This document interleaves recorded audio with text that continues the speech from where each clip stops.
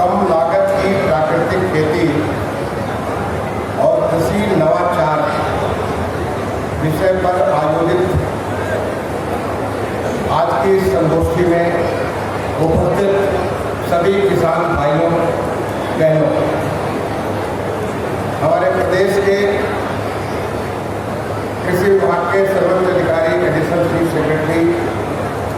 श्री देवेश चतुर्वेदी जी, इस मंडल के मंडलायुक्त राजशेखर जी, जनपद के जिलाधिकारी विशाख जी, आज जहाँ ये संगोष्ठी आयोजित हो रही है उसके करता उसको शुरुआत करने वाले, उसको एक प्राण और ऊर्जा देने वाले विवेक चतुर्वेदी जी, सतीश पाल जी, श्याम बिहारी जी और हमारे श्री कृष्ण जी, तमाम सारे आज के इस संगोष्ठी में उपस्थित प्रगतिशील किसान भाइयों बहनों, विश्वविद्यालय से कृषि विज्ञान केंद्रों से आए हुए वैज्ञानिक जो हमारे जनपदों में कृषि पर बहुत सारे कार्य कर रहे हैं, कृषि विभाग के तमाम सारे किसान अधिकारीगण और भी जो यहाँ पे हमारे पत्रकार भाई बंधु हैं, सारे भाइयों और बहनों, मैं सबसे पहले तो आज के इस कार्यक्रम के लिए देवेश चतुर्वेदी जी को धन्यवाद देना चाहूँगा कि मेरे आग्रह पर उन्होंने आज यहाँ पे इतनी बड़ी संगोष्ठी का आयोजन किया। एक संगोष्ठी जो कि चारों तरफ खेत है, ऐसे नॉर्मली सामान्य तौर पर ऐसी संगोष्ठी आयोजित होती हैं कई विश्वविद्यालय में, किसी ऐसे बड़े से हॉल में, शहर में जहाँ पे खेती का दूर दूर से आपको कुछ नजर नहीं आ रहा, लेकिन यहाँ पे जो बयार भी आ रही, जो हवा भी आ रही है, वो खेतों से होकर के आ रही है, जो कि इसके लिए मैं आपको बहुत बहुत धन्यवाद देना चाहूँगा। आज की संगोष्ठी के पीछे मेरा विचार था, जब मैंने मुझसे विवेक चतुर्वेदी जी मिले थे और उन्होंने तमाम सारे नवाचार, कृषि में तमाम सारे नवाचार और यहाँ के प्राकृतिक खेती के बारे में बात की, उसको सुनकर के मुझे इतना उत्साह हुआ कि मुझे लगा कि वहाँ पे हमें किसानों को ले जाना चाहिए सीखने के लिए कि अगर उन्होंने कुछ प्राकृतिक खेती में अच्छा काम किया है, कृषि में नवाचार किया है, उसको बाकी किसानों तक उस लाभ को पहुँचाया जा सके। इसके लिए मैंने यहाँ के इस स्थान को चुना और कृषि मंत्री जी से मैंने निवेदन किया कि वो आए और यहाँ पे आकर आप सबको उद्बोधन करें, आप सबको प्रोत्साहित करें उस नई विधि के लिए जो हमारे देश के लिए नई नहीं है, क्योंकि ये तो हम हमेशा से ही प्राकृतिक खेती करते रहे। एक ऐसा अवधि आई, एक ऐसा काल आया जब हम अपने असली प्राकृतिक खेती को भूल करके हम एक रासायनिक खेती की तरफ आगे बढ़ गए और फिर उसके बाद रासायनिक खेती से हमें लगा परेशानी होना, तो फिर हम एक जैविक खेती के बारे में, ऑर्गेनिक खेती के बारे में हमें नया रास्ता अपना लिया और जब वहाँ भी हमें सफलता नहीं नजर आई, एक बार दोबारा पीछे मुड़ करके जहाँ से हमने शुरुआत की थी प्राकृतिक खेती की, क्योंकि प्राकृतिक खेती तो हमारी वैदिक खेती है, हमारे संस्कार की खेती है, उस खेती को एक बार दोबारा अपनाने के लिए माननीय प्रधानमंत्री जी ने आह्वान किया और आज पूरा देश इसके ऊपर काम कर रहा है। अभी मुझे बता रहे थे, श्री किशन चौधरी जी बता रहे थे कि 2009 यानी पिछले 13 साल से लोक भारती के माध्यम से पूरे प्रदेश में उन्होंने तमाम सारी प्राकृतिक खेती के बारे में गोष्ठियाँ कराई, किसानों को इसके बारे में तैयार किया, लेकिन अब उसमें एक प्राण, एक ऊर्जा, एक ताकत माननीय प्रधानमंत्री जी के उस उद्बोधन से मिला, जिससे उन्होंने बताया कि किस प्रकार से अगर हमें किसानों की आय को दूना करना है, किसानों को हमें समृद्ध करना है, किसान जो कि हमारे अन्नदाता हैं उनको ताकत देनी है, तो हम प्राकृतिक खेती को अपनाएं और ये प्राकृतिक खेती जो हमारे देश की विधा है और हमारे देश में ऐसे वैज्ञानिक जैसे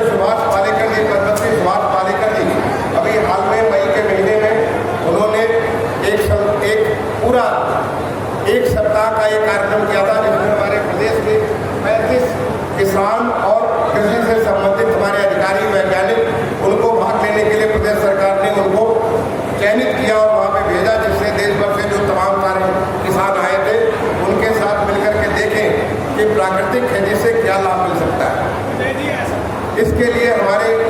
जो इस समय वर्तमान में राज्यपाल महोदय हैं गुजरात के आचार्य देवव्रत जी, उन्होंने इस पर जो मुझे बताया गया कि पीछे जब यहाँ पे चंद्रशेखर आजाद जो हमारे माननीय कृषि मंत्री जी ने आपको बताया अपने उद्बोधन में कि यहाँ पे एक बहुत बड़ी संगोष्ठी की गई प्राकृतिक खेती के बारे में, तो आचार्य देवव्रत जी ने, जिन्होंने खुद जी करके खुद काम करके जो उनकी जो खुद की जहाँ पे वो पढ़ाते थे वहाँ पे उन्होंने खुद उसको प्रैक्टिस करके लोगों को दिखा करके कि कैसे प्राकृतिक खेती के माध्यम से हम अपने किसानों की आय को बढ़ाते हैं और उसको व्यय को कम करते हैं। जो इसका मूल मंत्र है कि किस प्रकार से हम किसानों को जो एक बाहर शहर के ऊपर उनकी निर्भरता है अपना रसायन लाने के लिए, एक उनकी निर्भरता है जो बाहर से हमें पेस्टिसाइड लाने के लिए, कीटनाशक लाने के लिए, उसको हम कम करते हैं, बल्कि शहर की आय को हम अपने गांव में लाते हैं और गांव की खेती, गांव को हम आत्मनिर्भर बनाते हैं। जब आप जीवामृत बनाते हैं, जब आप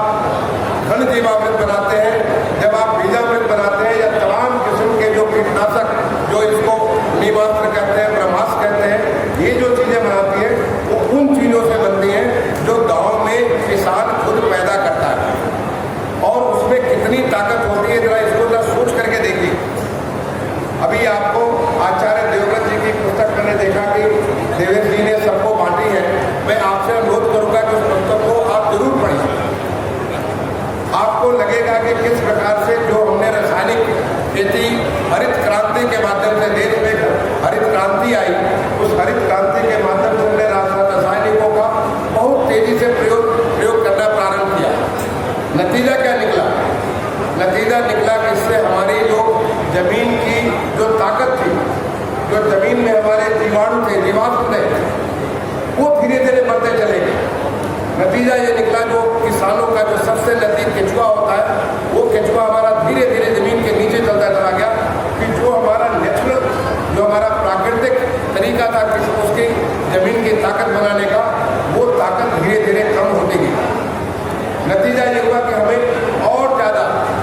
ज़्यादा से ऊपर और भी ज़्यादा हमें रसायनों का प्रयोग करना पड़ा। पानी का भी प्रयोग धीरे धीरे बढ़ता चला गया। किसानों की जो आमदनी होती, आमदनी से ज़्यादा व्यय बढ़ना चालू हो गया। तमाम सारे जगह किसान इसकी वजह से ऋण में भी आने लगे। बहुत सारे किसानों को नुकसान हुआ और इस बात को जब एक बार हमने महसूस किया कि कैसे हम दोबारा एक बार पीछे मुड़ करके उस प्राकृतिक खेती को प्रारंभ करेंगे, जिससे केवल एक गाय से, और वो भी हमारी देसी गाय से, मैं यहाँ पे अंतर बताना चाहूँगा इसको, ये सारे इसका सारा का सारा अनुसंधान हो रखा है। इसका तमाम सारे कृषि वैज्ञानिकों ने इसको अध्ययन करके, इसको अध्ययन पत्रों में उसमें लिखा हुआ है कि किस प्रकार से जो हमारी देसी गाय है उसमें सैकड़ों करोड़, उसके गोबर में सैकड़ों करोड़ ऐसे तत्व मिलते हैं जो कि हमारे विदेशी गाय में 1000 की संख्या में होते हैं। लाखों का फर्क होता है। ये जो फर्क है हमारी देसी गाय का, आप एक छोटी सा एक्सपेरिमेंट करिए मेरे कहने से, एक छोटा सा आप एक प्रयोग करिए। मैं सारे किसानों से, आपसे यहाँ पे जो किसान भाई हैं, किसान बहनें हैं, मैं आपसे कहूँगा छोटा सा प्रयोग करिए। गाय का गोबर कहीं पे छोड़ दीजिए और उसके महीने भर के बाद आप जाकर के वहाँ देखेंगे तो केचुए वहाँ पे पैदा होंगे। केचुए कहाँ से आए? वो नीचे से, जमीन से उनको वो आकर्षित करता है गाय का गोबर और वहाँ पे केचुए को पैदा करता है। और आप सारे लोग जानते हैं कि केचुआ किसान का कितना बड़ा दोस्त होता है, किस प्रकार से जमीन में छिद्र करके कैसे जमीन में तमाम किस्म के पोषक तत्वों को ला करके उसकी ताकत को बढ़ाता है। एक दूसरा प्रयोग आप करिए,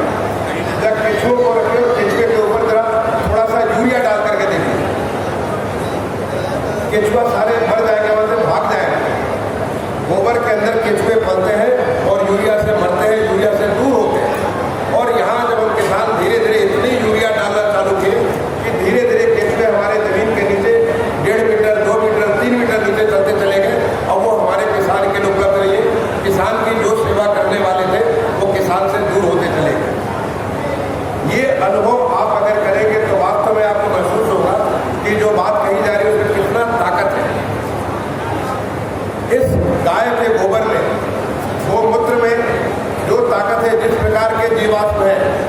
उन जीवाश्मों को इकट्ठा करके किस प्रकार से जब आप जीवामृत बनाते हैं, जीवामृत और कुछ नहीं है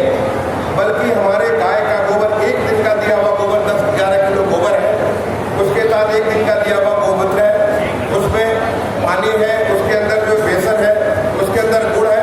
और साथ ही साथ किसी पुराने पेड़ के नीचे, किसी भी पुराने पेड़ के नीचे जो वहाँ पे मिट्टी है, वो मिट्टी है, थोड़ी सी मिट्टी वहाँ से उठा लें, क्योंकि उस मिट्टी में वहाँ पे जब पेड़ जिंदा है, पेड़ में जब ताकत है, यानी वहाँ पे जीवात्माओं की संख्या बहुत ज़्यादा है, उसको उसमें डाल दें। और ये 4-5 दिन के भीतर इस फर्टिलाइजर के लिए कोई बड़ी फैक्ट्री लगाने की जरूरत नहीं है। इस उर्वरक तत्व के लिए आपके घर के अंदर ही एक ड्रम में आप इसको बना सकते हैं, खुद ही उसको हिला के चला करके आप उसे तैयार कर सकते हैं, जिसका आप छिड़काव करेंगे तो आपके खेतों में ऐसे जीवाणु जो कि आपके फसल को ताकत देते हैं, उनकी संख्या धीरे धीरे मल्टीप्लाई होती जाएगी, बड़ी तेजी से गुणात्मक रूप से उसकी संख्या बढ़ती चली जाएगी। और इसका नतीजा ये होगा, आप 2-3 साल करके देखिए तो जो आपके खेत का जो कार्बन है,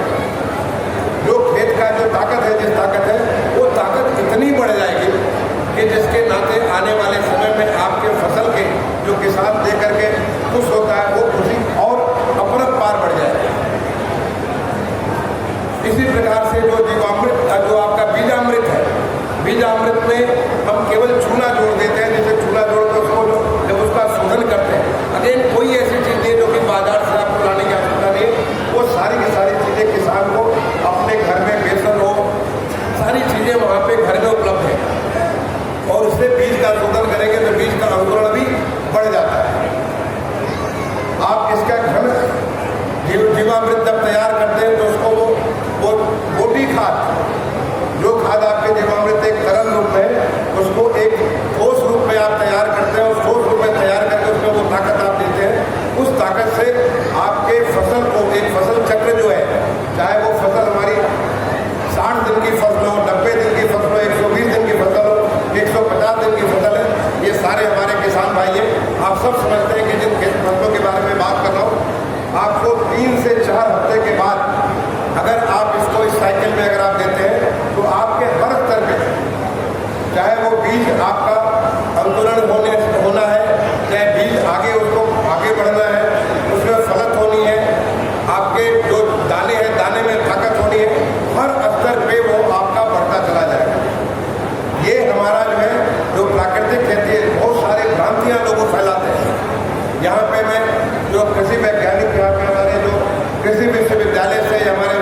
कृषि विज्ञान केंद्र से डॉक्टर अरविंद कुमार आए थे, मैं उनसे निवेदन करूंगा कि आप इसके बारे में रिसर्च करिए। कोई भी बात कहने से पहले, जैसे अरविंद कुमार जी बड़ी सारी बातें, नाइट्रोजन, फास्फोरस, वो सब तमाम सारी बातें कर रहे थे, और बाद में उन्होंने गौ माता का जो गोमूत्र और गोबर है, उसके आधार पर बना हुआ ये जो तमाम सारे जीवामृत, घर जीवामृत, और उसके बारे में भी उन्होंने चर्चा की। एक बार जरा इसको रिसर्च करके देखिए अपने विश्वविद्यालय में, एक बार इसका अनुसंधान करके देखिए अपने कृषि विज्ञान केंद्र में। जो हमारे कृषि विभाग के अधिकारी हैं, इनकी बहुत सारी कृषि के जो है फार्म हाउसेज होते हैं, फार्म्स होते हैं, आप कृषि फार्म पे इसको करके देखिए, 1 एकड़ में ये देखिए, दूसरे एकड़ में वो दूसरा तरीका बना के देखिए, एक रसायन, एक जैविक, और तीसरा आप जो प्राकृतिक करके देखिए कि कितना फर्क पड़ रहा है। इसके बारे में आचार्य देवव्रत जी ने जो किताब उनकी है, कम लागत कृषि, ये प्राकृतिक कृषि, इसमें उन्होंने बड़ा इसका अच्छे से इसका वर्णन किया है। उन्होंने बताया कि किस प्रकार से उन्होंने पहले शुरुआत की, जब लोगों के मन में तमाम किस्म की शंकाएं थी,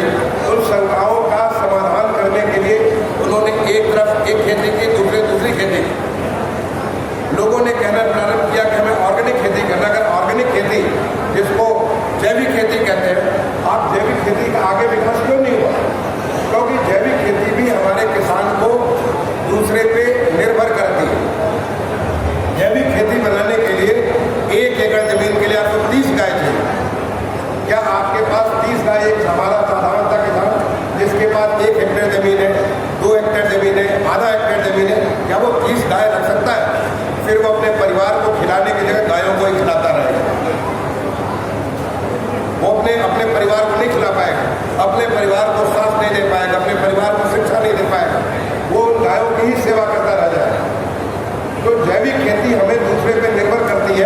जैविक खेती पे अब हमको तमाम सारी चीज़ें हम दूसरों से लेना प्रारंभ करते हैं। आत्मनिर्भर नहीं बनाती, प्राकृतिक खेती हमें आत्मनिर्भर बनाती है कि जो उसकी हमारी आवश्यकता किसान की है, उस आवश्यकता की पूर्ति हम अपने खेत में, अपने घर से, अपने यहाँ ही पूरी करेंगे। तो जो हमारे गाँव की जो आमदनी है वो गाँव में ही वो रह जाती है और गाँव में शहर की आमदनी आती है। जब गाँव का हमारा इस प्राकृतिक खेती का, चाहे वो फसल में हमारे, चाहे वो गेहूँ हो, धान हो, यानी चावल या गेहूँ आटा हो, या उसके अलावा जो मिलेट्स हो, जो हमारे मोटे किस्म के अनाज होते हैं, ज्वार बाजरा, तमाम किस्म के जो हमारे अनाज, मोटे अनाज होते हैं जिनको मिलेट्स कहते हैं, जो हमारी जो ये तेल कई किस्म के हमारे जो ऑयल सीड्स होते हैं, जो हमारे जो दालें होती हैं, वो सारा का सारा चीज़ यहाँ से गांव से शहर में जाएगा और शहर की आमदनी गांव में लौट करके आएगी। तो गांव हमारे समृद्ध होंगे। और कैसे समृद्ध होंगे? इन हमारी गायों के आधार पर। इसीलिए हमारी सभ्यता में, हमारी संस्कृति में गाय को पूजा जाता है। जो हमारी देसी गाय है उसको लोग पूजते हैं। आज हमारे माननीय मुख्यमंत्री जी ने पूरे प्रदेश में गो आश्रय स्थल का एक पूरा का पूरा एक इतना बड़ा पूरे प्रदेश में व्यवस्था कर रखा है। हर जिले में तमाम सारे गो आश्रय स्थल बने हैं, जहाँ पे कहीं पे 200, कहीं 300, कहीं 500, कहीं 1000 गाय वहाँ पे पड़ रही है। और यही नहीं, माननीय मुख्यमंत्री जी ने एक व्यवस्था की जिसमें कोई भी किसान गो आश्रय स्थल से गाय को ले जा सकता है और उसको हर दिन 30 रुपये यानी महीने का 900 रुपये उसको मिलेगा, जिससे गाय को पाले। आप सोचिए इसको, आप अगर इसको सोच कर देखें कि ये तो आम उथलियों का दाम, मैंने गाय की जब आप सेवा करेंगे तो गौ माता की सेवा को आपको लाभ मिलेगा। गौ माता में तो हम सारे देवी देवताओं को, सारे के सारे अपने जितने हमारे आराध्य हैं सबको हम देखते हैं। तो गाय की तो आप पूजा करते हैं, गाय के गोबर से कहीं पूजा होता तो गणेश और गौरी को गाय के गोबर से आप बनाते हैं। और साथ ही साथ जब गौ सेवा के साथ साथ जो उसका दूध होगा वो दूध तो अमृत है। और जो गाय का गोबर और गाय का जो गौमूत्र है उसके आधार पर आप ये प्राकृतिक खेती भी कर सकेंगे। और इसीलिए हमारे यहाँ जो प्राकृतिक खेती की व्यवस्था की गई, उस प्राकृतिक खेती की व्यवस्था में आप इसको साथ जोड़ दिया गया कि आप हमारे गो आश्रय स्थलों से गाय को लाइए, उसे पालिए और उसी गाय से तमाम सारी प्राकृतिक खेती को करिए। मैं कहूँगा कि हर एक किसान, यहाँ पे जो हमारे किसान भाई और किसान बहनें हैं, मैं आपसे कहूँगा कि आपको ऐसी देसी गाय पालने की आवश्यकता है जो कि आपके खेती के पूरा का पूरा कायाकल्प कर दे। एक तरफ तो हम इस प्राकृतिक खेती की बात कर रहे हैं और दूसरे तरफ अभी हाल में हमारे माननीय प्रधानमंत्री जी को आपने सुना होगा, जब वो लाल किले के प्राचीर से पूरे देश को संबोधित कर रहे थे, निश्चित तौर पे आपने उनको जो रेडियो में, टेलीविजन पे या बाद में मोबाइल ऐप पे अलग अलग माध्यम से आपने माननीय प्रधानमंत्री को सुना होगा। माननीय प्रधानमंत्री जी ने इस बार के जो हमारा संबोधन पूरे देश को उन्होंने संबोधित किया, उन्होंने पहले हमारे पीछे प्रधानमंत्री में थे लाल बहादुर शास्त्री जी, जिन्होंने नारा दिया था जय जवान जय किसान का नारा दिया था। और वो वक्त था जब हम भारत पाकिस्तान की लड़ाई लड़े थे और उन्होंने जय जवान और जय किसान का नारा दिया था। जब हमारे दूसरे प्रधानमंत्री माननीय अटल बिहारी वाजपेयी जी देश की सत्ता संभाले तो उन्होंने जय किसान जय जवान के साथ ही साथ जय विज्ञान का नारा दिया कि ताकि विज्ञान के आधार पर ही हम अपने देश को आगे बढ़ा सकते हैं। आप सबको ख्याल होगा कि कैसे उन्होंने एक ऐसी विज्ञान की ताकत दिखाई, पूरी दुनिया स्तब्ध रह गई थी। जिस प्रकार से भारत ने एक परमाणु उसका प्रयोग किया था, उसे पूरी दुनिया स्तब्ध रह गई थी। वो हमारी वैज्ञानिकता का जो हमारे आने वाले जो हमारे पब्लिक प्रेसिडेंट हुए, कलाम साहब, APJ कलाम साहब जो हमारे प्रेसिडेंट हुए, उन्होंने किस प्रकार से इस वैज्ञानिक ताकत को देश के सामने उभार करके दिखाई। और इस बार के हमारे संबोधन में लोगों को संबोधित करने में माननीय प्रधानमंत्री जी ने चौथी चीज जोड़ी और वो थी जय जवान जय किसान जय विज्ञान और जय अनुसंधान। जय अनुसंधान का मतलब कि हम नवाचार करें, इनोवेशन करें, एक नई तकनीकी देश में लाएं। जब तकनीकी नई हम लाएंगे तो देश हमारा बहुत उसका ताकत बढ़ेगा। और उसका उन्होंने आगे जाकर के व्याख्या की, जो देश के लिए पंच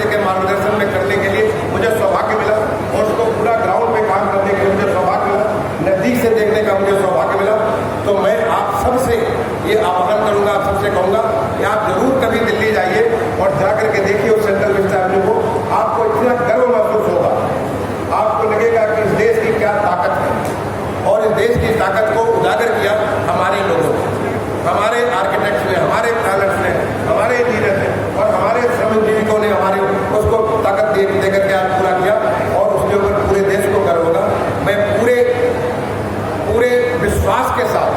क्योंकि मैंने तमाम सारे देशों में भारत सरकार की जिम्मेदारियों के दौरान पूरे 5 कॉन्टिनेंट में मुझे सब जगह तमाम सारे देशों में दौरा करने का मौका मिला, तमाम सारे देशों के सेंट्रल विस्टा को देखने को मिला और मैं पूरे विश्वास के साथ कह सकता हूँ कि हमारा सेंट्रल विस्टा, जिसका कल माननीय प्रधानमंत्री जी ने उद्घाटन किया है, देश को लोकार्पित किया है, शायद उसमें सबसे अच्छा सेंट्रल विस्टा ये होगा। और ये हमारे नागरिकों को देख करके वो सम्मान और गौरव लेने की बात है। और मैं ये भी कह सकता हूँ जो हमारी नई संसद बन रही है, उससे भी मैं, चूंकि इस पूरे कार्यक्रम से मैं जुड़ा हुआ था देश के सचिव के रूप में, मैं पूरे विश्वास करता हूँ जिस दिन हमारी संसद बनकर के तैयार होगी, दुनिया की बेस्ट संसद होगी, चाहे टेक्नोलॉजी के तौर पे, चाहे वो आम नागरिक की संसद होगी। आप इस बात को विश्वास करेंगे, देखेंगे कि कैसे नागरिकों के हर चीज को ध्यान में रखा गया। तो संसद को बनाने में जो माननीय प्रधानमंत्री जी का मार्गदर्शन था कि कैसे हम इसे लोक संसद बना सके, जन संसद बना सके, उस बात का जब हमारा एक आम नागरिक वहां पहुंचे, वो समझे कि यहाँ पे हमारे लिए कानून बनता है और हमारी ताकत इसको ताकत देती है। जब आप उसे देखेंगे, जब कभी उसका उद्घाटन होगा, आप देखेंगे, तब आपको यह आभास होगा। इस प्रकार का ये जो हमारा अनुसंधान की जो बात की गई है, जो हमारे देश की टेक्नोलॉजी की ताकत दी गई है, वो टेक्नोलॉजी की ताकत हमें किसानों को भी देने की जरूरत है। और इसीलिए मैंने इसको चुना। जब हमें विवेक चतुर्वेदी जी ने अपना कार्य दिखाया कि कैसे उन्होंने एक व्यवस्था कहते हैं जुगाड़, आपको शायद आपने ऐसा तो सुना होगा जुगाड़ तक, और जुगाड़ का शब्द जो है हमारे भारत में है, विदेशों में नहीं है, क्योंकि विदेशों में मुझे पढ़ने का बड़ा मौका मिला हुआ। बहुत सारे जगहों में जाके पढ़ा हूँ, तमाम सारे कॉन्टिनेंट में मैं पढ़ा भी हूँ और पढ़ाया भी उनके साथ, विदेशों में जाके मैं पढ़ाया भी हूँ। मुझे ये जो जुगाड़ हमारे देश में जो है, क्योंकि जो हमारी जो थिंकिंग है, हमारी सोच लेटरल थिंकिंग, हम एक दिशा में नहीं बल्कि मल्टीपल दिशा में, ये हमारी वैदिक संस्कृति की, हमारी सनातन संस्कृति की ताकत है, जिस ताकत की वजह से हम एक साथ कई दिशाओं में कई सारी चीजें एक साथ सोच सकते हैं। जैसा मैंने अनुभव किया कि लोग एक ही दिशा में एक साथ फोकस तरीके से देखते हैं, सोचते हैं, हम कई दिशाओं में कई चीजें एक साथ सोच सकते हैं और उस थिंकिंग की वजह से हम जुगाड़ कर सकते हैं। केवल ये सोचने की बात है, केवल ये समझने की बात है। एक बार हमने सोचा कि हमें पाँव में ये तकलीफ है, हम एक ऐसा अच्छा तरीका निकाल देंगे कि आगे से हमारा पाँव में वो तकलीफ न केवल बंद होगी बल्कि हमेशा के लिए बंद हो जाएगी और हमें पैरों में आराम मिलेगा। जब मुझे विवेक चतुर्वेदी जी ने ये सारी बातें दिखाई और उनका बेटा अनंत जो बोलते समय यहाँ पे रोने लगा था, भावुक हो गया था। जब अनंत ने मुझे अपने कंप्यूटर स्क्रीन के ऊपर अपनी सारी बातें दिखाई, मुझे तुरंत इस बात को स्ट्राइक कर गया कि मुझे यहाँ पे किसानों को ले जाना है, किसानों को दिखाना है कि कैसे किसान अगर किसी समस्या को समझता है, उस समस्या का कैसे वो समाधान ला सकता है। और आज जब मैं स्वतः उसको मैंने वहाँ पे टीवी स्क्रीन पे देखा था, अपने लैपटॉप के स्क्रीन पे देखा था, आज जब मैं खुद जाकर के देख रहा हूँ, तो मैं आप सारे लोगों को आह्वान करूँगा, जैसे मैं कह रहा था कि आप सबको सेंट्रल विस्टा जाके देखना चाहिए, आप सारे किसानों को मैं आह्वान करूँगा, आपको जाके देखना चाहिए किसान की ताकत। चतुर्वेदी जी कोई PhD नहीं किए हुए, न हार्वर्ड के मास्टर्स किए हुए, न कोई MIT के जो बैचलर्स किए हुए, न हमारे जैसे IIT के पढ़े हुए। एक साधारण किसान अपनी समस्या को समाधान करने के लिए जब वो सोचना प्रारंभ करता है तो उसको केवल सॉल्यूशन मिलता है और कुछ नहीं मिलता है। आप क्या सोचते हैं? मैं तो कई बार सोचता हूँ, सतीश पाल जी बोल रहे थे, कई बार मैं सोचता हूँ कि कैसे आज से हजारों साल पहले, आज से 8,000 साल पहले हमारे वेद रचित किए गए, 8-10 हज़ार साल पहले जो लोग लिखते हैं, 8 से 10 हज़ार साल पहले हमारे वेद लिखे गए। हमारे जो तमाम सारे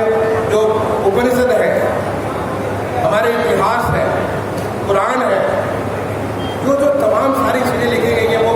हजारों साल पहले लिखी गई हैं और उसमें इतनी वैज्ञानिकता है, इतनी सारी चीजें, इतनी गहराई से सोच है कि चाहे वो हमारे क्षितिज में जो आप देख नहीं सकते हो, दूरबीन नहीं थी उस जमाने में, या नहीं होगी तो मालूम नहीं कब गायब हो गई,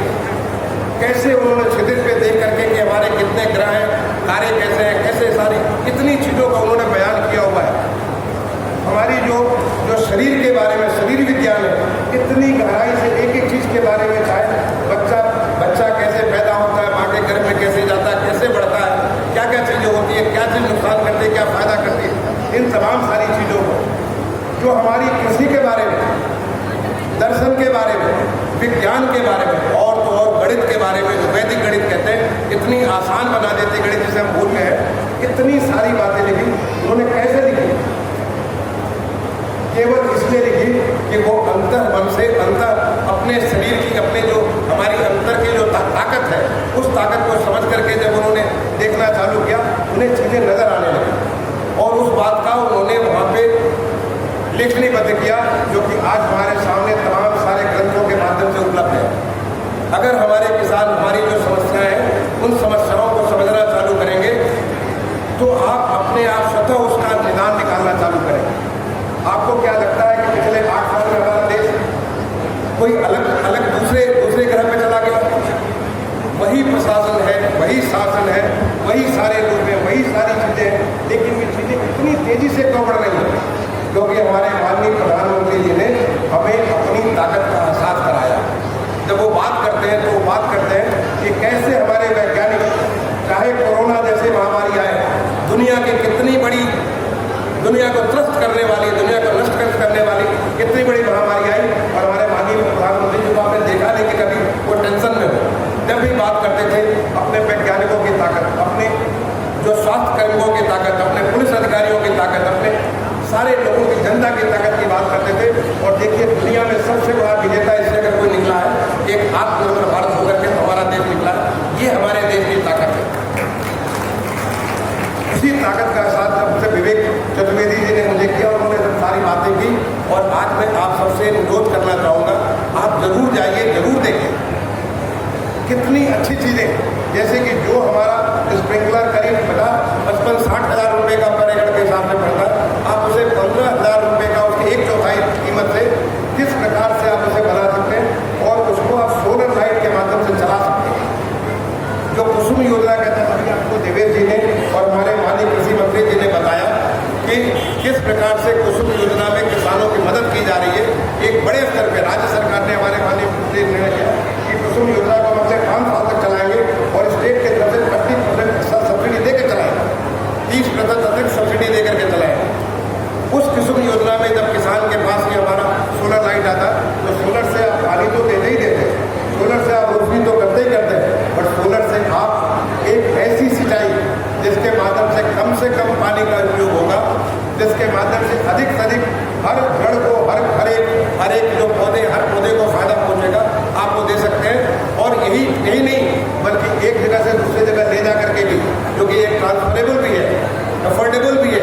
मैंने कम लागत का भी है, एक जगह से दूसरी जगह ले जा सकते हैं। बहुत आसान है प्रयोग करने के लिए। ऐसा स्प्रिंकलर डेवलप किया, जो चतुर्वेदी जी को इस बात के लिए बधाई देना चाहूँगा। उन्होंने ऐसा स्प्रिंकलर, जो कि पहले हम जब छोटे बच्चे, मैं गाँव का रहने वाला, मैं गाँव में पैदा हुआ, गाँव में खेती किया, बचपन के 12 साल मैंने अपने गाँव में गुजारे थे। 12 साल की उम्र के 12 साल के बाद मैं शहर में पहले बार प्रधानमंत्री किया था। मैंने गांव में ये सब कुछ चीज़ें जो हमारे, कैसे हमारे बैल से हम चाहे हर एक काम करते थे, चाहे हमारा वो घाट चलाता हो, चाहे वो हमारा गन्ने का कोल्हू चलाता हो, चाहे वो तेल की जो हमारी चक्की होती है उसको चलाता हो, हर काम को करके देखा हो। लेकिन वो धीरे धीरे बैल खत्म हो गए। आज दोबारा इसको जिंदा करना, जो हमारी गाय की समस्या है, आज बुंदेलखंड के इतने सारे किसान यहाँ पर मौजूद हैं। बुंदेलखंड में अन्ना प्रथा की कितनी बड़ी समस्या है, जिससे उन्हें पता चलेगा कि हमारा बैल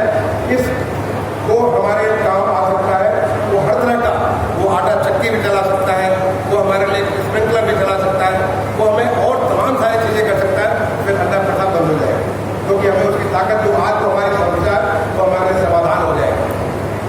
जिस प्रकार से उन्होंने जो है, ये जो हमारे धान को, गेहूँ को काटने की व्यवस्था है, हमें सीडर जो इसको जो है कैसे हम लोग एक निश्चित दूरी पे, एक निश्चित मात्रा में हम सीडिंग करते हैं, क्योंकि हमें प्लांटेशन ट्रांसप्लांट करने की, रोपाई करने की जरूरत नहीं होती, उसकी व्यवस्था करते हैं। कैसे हम गुड़ाई और निराई कर सकते हैं, किस प्रकार से हम अपने न केवल चारा की कटाई करेंगे, बल्कि उसके साथ ही साथ हम धान हो, चाहे गेहूँ हो, चाहे चना हो, चाहे मटर हो, चाहे जो भी फसल हो, सारी फसलों को भी एक थ्रेशर के रूप में प्रयोग करके हम लोग कर सकते हैं। ये जो तमाम सारे उन्होंने नवाचार किया है, मैंने देखा कि जो हमारे माननीय प्रधानमंत्री जी ने तय अनुसंधान कहा, उसका एक सीधा डेमोन्स्ट्रेशन यहाँ पे, इसलिए मैंने संस्थान को चयन किया।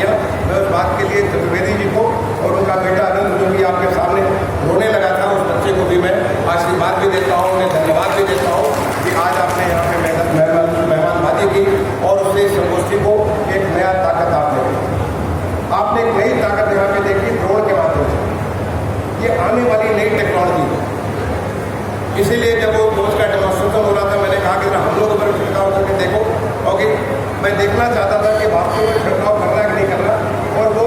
एक बराबर स्प्रे कर रहा कि नहीं कर रहा। माननीय मुख्यमंत्री जी ने आदेश दिया कि हमें पायलट के तौर पर हम अपने पूरे प्रदेश में इसको अभी फिलहाल चालू करेंगे, और एक बार इसकी सक्सेस देखेंगे। इसको बहुत तेजी से किसानों को FPOs के माध्यम से पहुंचाने का हम काम करेंगे। यानी किसान हमारे प्रदेश की जो आगे की व्यवस्था है, आप सबने सुना होगा कि हमारा प्रदेश जो माननीय मुख्यमंत्री जी ने संकल्प किया है कि $1 ट्रिलियन इकॉनमी करने की, ये बहुत बड़ी चुनौती है, बहुत साधारण काम नहीं है। $240 बिलियन की हमारी इकॉनमी है, और 1 ट्रिलियन मतलब तो 4 गुना करना अगले 5 साल, 4 गुना होगा अगले 5 साल में। तब होगा जब हमारे प्रदेश का हर नागरिक इस बात को तय कर लेगा कि हमें भी अपनी आमदनी हमने 4 गुना करनी। जब हर एक की आमदनी हर एक की चीज़ें बढ़ेगी तो फिर जाकर के ये प्रदेश बढ़ेगा, और उसमें हमारा सबसे महत्वपूर्ण जो ऑर्गन है वो हमारा किसान है, गाँव का किसान है। अगर गाँव का किसान गुना नहीं बल्कि 4 गुना के लिए मेहनत करेगा, देखिए सब कुछ संभव होगा। प्राकृतिक खेती के माध्यम से, इन तमाम सारी तकनीकी नवाचार के माध्यम से, जिससे आपकी व्यय में कमी होगी, आय में वृद्धि होगी, और इसका पूरा नतीजा होगा किसान समृद्ध होगा, किसान को खुशहाली मिलेगी, गांव हमारे खुशहाल होंगे, गांव में व्यवस्था हमारी बेहतर होगी, सुदृढ़ होगी। और वही रास्ता पूरे देश के लिए हमारे प्रदेश में माननीय मुख्यमंत्री जी ने तैयार कर रखा है। मैं समझता हूँ कि आज की संगोष्ठी अगर आपको इस बात के लिए प्रेरित करती है, हम बात करना बंद करें रासायनिक खेती के बारे में, हम बात करना बंद करें जैविक खेती के बारे में, हम बात करें प्राकृतिक खेती के बारे में। आज बुंदेलखंड के जो 7 जनपद हैं, जिसके 47 ब्लॉक हैं, सारे 47 ब्लॉक में 500 हेक्टेयर, यानी लगभग 1,000 किसानों के लिए इसका पूरा राज्य सरकार के द्वारा उनको हैंड होल्डिंग करके, उनको ट्रेनिंग करके, उनकी मदद करके इसको पूरा बुंदेलखंड में इसकी ताकत पहुंचाने के लिए ऑलरेडी राज्य सरकार ने इसको अपनी योजना लागू कर दी है। हमारे जनपदों को इसका पैसा मिल चुका है और इसका कार्य प्रारंभ हो चुका है। ये हमारी ये तो इसको कहते हैं आगाज करते हैं, ये हमारा आगाज था प्राकृतिक खेती के बारे में। और इसके ऊपर भारत सरकार के द्वारा हमें बताया गया कि हमारे 49 जनपदों को, यानी 7 और 49 तो राज्य सरकार ने कर दिया, 49 जनपदों में 105 ब्लॉकों में, जिसमें से 26 जनपद जो कि गंगा जी के 5 किलोमीटर, जो माननीय मंत्री जी, कृषि मंत्री जी आपको बोल रहे थे, 5 किलोमीटर के भीतर वो हमारे जो 26 जनपद हैं उनके विकास खंडों में और पूरे प्रदेश के 49 जनपदों में भारत सरकार के द्वारा मदद की जाएगी कि किस प्रकार से हम प्राकृतिक खेती का उसका वहाँ पर प्रचार प्रसार करेंगे। यानी पूरे प्रदेश में प्राकृतिक खेती का, और जब हम प्राकृतिक खेती की बात करते हैं तो प्राकृतिक खेती यानी एक प्रकार से समेकित समन्वित खेती है, जिसमें हमारा गाय भी है, हमारा जो ये सारे के सारे किसानों के लिए ऐसे नवाचार भी हैं, और किसानों के लिए इस प्रकार की व्यवस्था है उनको ट्रेनिंग करके, जिससे कि वो अपनी आय को दूनी 4 गुनी 3 गुनी कर सके, इसकी पूरी व्यवस्था होगी। और ये मैं समझता हूँ बहुत जल्दी भारत सरकार को इसकी पूरी तैयारी निवेश चतुर्वेदी जी ने और उनकी पूरी टीम ने उन सारे जनपदों में कर रखी है। जब भी भारत सरकार से इसके बारे में हमें आदेश प्राप्त होते हैं, क्योंकि हमें फॉर्मल एक कम्युनिकेशन तो मिल चुका है, लेकिन एक फॉर्मल आदेश जब प्राप्त होते हैं इसके तुरंत उसकी शुरुआत बहुत तेज़ी से पूरे प्रदेश में शुरुआत की जाएगी, जिससे कि हमारे किसानों की आय वृद्धि के साथ साथ उनके ढंग से उनकी ज़िंदगी को और सुधार करने का मौका मिलेगा। तो मैं आज जो इतना बड़ा कार्यक्रम हुआ है, जिसके लिए हमारे जो बुंदेलखंड के जो सारे जनपद उनके द्वारा, और जो हमारे 2 प्रयागराज और कानपुर मंडल है उनके जनपदों के जो किसान यहाँ पे, मुझे बताया गया करीब 200 किसान आज सुबह आए हैं। और उसके अलावा तमाम सारे कृषि वैज्ञानिक, तमाम सारे कृषि कार्यकर्ता, कृषि के काम करने वाले FPOs, वो जो तमाम सारे लोग आए हैं, उन सारे लोगों को मैं धन्यवाद दूंगा कि आप यहाँ पे आए हैं। आपको जो लाभ मिला है, उस लाभ को, जब गुलाब सुगंधित होता है तो अपने तक केंद्रित नहीं रखता, बल्कि सुगंध को सब तक बिखेरता है, यहाँ तक कि उसको तोड़ करके कोई कहीं चढ़ा देता, वहाँ भी सुगंध देता है। तो जब आप इसको जाएँ तो आप इसको बहुत तेज़ी से अपने गाँव में इसकी चर्चा करिए। एक बार चर्चा करिए, एक बार तो आचार्य देवव्रत जी की किताब है, उसको किताब के चैप्टर को पढ़ करके आपस में विचार विमर्श करिए। हमारे जो कृषि विभाग के अधिकारी कर्मचारी हैं, उनसे मैं कहूँगा इसको बैठ करके जो आप परिचर्चा करिए इसके बारे में कि हमारे इसके करने से क्या फ़ायदा और क्या नुकसान है। आपको देखिएगा फ़ायदा ही फ़ायदा है। और जो आप यहाँ पे जो देखेंगे तमाम सारे इंप्लीमेंट। मैंने देवेश जी से निवेदन किया है कि जो हमारा प्रोसेस है इसको अडॉप्ट करने के लिए, जिससे कि किसानों को इसके ऊपर सब्सिडी मिल सके, उसको बहुत तेजी से कराएं। बहुत सारी चीज़ें ऑलरेडी करा चुके हैं, जो बची उनको भी करा दें, जिससे कि हमारे किसान ऐसे नवाचार का लाभ ले सकें। ऐसे जो तमाम सारे हमारे कृषि के उत्पादक फर्में हैं जो कृषि के तमाम सारे उपकरण को पैदा करती है, वो इसको अडॉप्ट करें और अडॉप्ट करके इसको आगे बढ़ाएं। मैं इन्हीं बातों के साथ एक बार आप तमाम सारे लोगों को बहुत बहुत अपने तरफ से शुभकामनाएं देता हूँ और आप सबका आह्वान करता हूँ कि हमारा देश अब अमृत काल में वर्ष 2047 की आज़ादी या 2047 जो आज़ादी के 100 साल होगा, जिसमें माननीय प्रधानमंत्री जी ने एक आह्वान किया कि हमारा देश एक विकसित देश होगा, एक ऐसा देश होगा पंचप्राण के माध्यम से जिसके लिए दुनिया के तमाम सारे देशों की पंक्ति में सबसे आगे खड़ा होगा। आप हम सारे किसानों से, जो तमाम सारे किसानों के साथ लगी संस्थाएं हैं, जो अधिकारी कर्मचारी, ये सबसे आह्वान करूंगा इस अमृत काल की जर्नी के लिए इस प्राकृतिक कृषि के माध्यम से, कृषि के नवाचार के माध्यम से कमर कस करके आगे बढ़ चलिए। फिर देखिए कि हमारा देश, हमारा प्रदेश, हमारा जनपद और आपका गांव कैसे समृद्ध होगा, आपका परिवार कैसे समृद्ध होगा, सारी की सारी चीज़ आगे बढ़ेगी। मेरी बहुत बहुत शुभकामनाएं। इन्हीं बातों के साथ मैं